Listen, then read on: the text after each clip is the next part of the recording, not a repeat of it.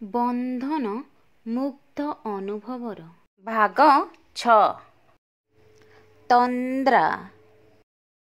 ଆଜିକୁ କେତେ ଦିନ ହେଲା କେଜାଣି ମୋତେ ତ ଲାଗୁଛି ଗୋଟିଏ ଯୁଗର ଅବସାନ ଘଟିଲାଣି ଯେମିତି। ମନେ ଅଛି ତ ତୁମର ସେଇ ବିଗତ ସୋମବାର କଥା? ସେ ସୋମବାର ଆମେ ମନ୍ଦିରରେ ଏକାଠି ଦୀପ ଜାଳିଥିଲେ ନା? ମୋ ପାଦ ସହ ପାଦ ମିଶାଇ ମନ୍ଦିର ପରିକ୍ରମା କରିଥିଲ ନା?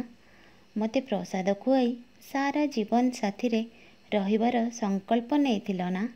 ମୋ ମଥା ଛୁଇଁ ଜୀବନ ରାସ୍ତା ପାରି କରିବାର କଥା ଦେଇଥିଲ ନା? ତେବେ ଭୁଲିଲ କେମିତି?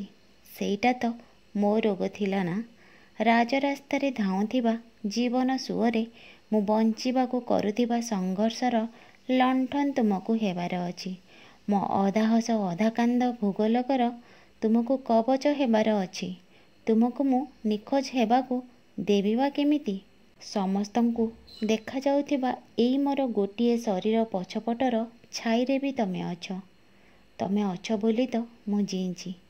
ଦେଖ ନା ବିଶୁ, ଏ ନୀଳ ଛାଇର ଉଲଗ୍ନତା ଭିତରେ କେତେ ଭରପୁର ନିଃସର୍ତ୍ତ ସମର୍ପଣ। ତୁମେ କୁହ ନା ମୋ ଆଖି ଦିଟା କଥା କୁହେ, କିନ୍ତୁ ତମେ ଜାଣ କି ସେ କଥା କୁହା ଆଖିର ତନ୍ଦ୍ରା ଯେ ତମେ। ପ୍ରେମ ଏକ ପବିତ୍ର ପାପ। କିଛି ସମ୍ପର୍କର ସଂଜ୍ଞା ନଥାଏ, ଯଦି ବି ଥାଏ ପରିସୀମା ତ ବିଲକୁଲ ବି ନଥାଏ। ଏଇ ପ୍ରେମରୁ ପୃଥିବୀର ସୃଷ୍ଟି, ୟାକୁ କେହି କେବେ ବଦଳାଇ ପାରିବନି। ପ୍ରେମ ବିନା ସୃଷ୍ଟି ଅସମ୍ଭବ। ପ୍ରେମ ବିନା ଅଧା ସବୁ ଗଳ୍ପ, ଅଧା ସବୁ କବିତା। ପ୍ରେମ ଶାଶ୍ୱତ।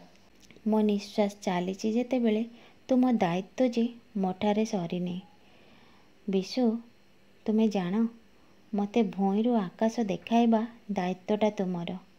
ମୋ ବିନା ସହମତରେ ଏଥିରୁ ତୁମେ ବର୍ତ୍ତି ଯାଇପାରିବନି। କ'ଣ କହୁଛ?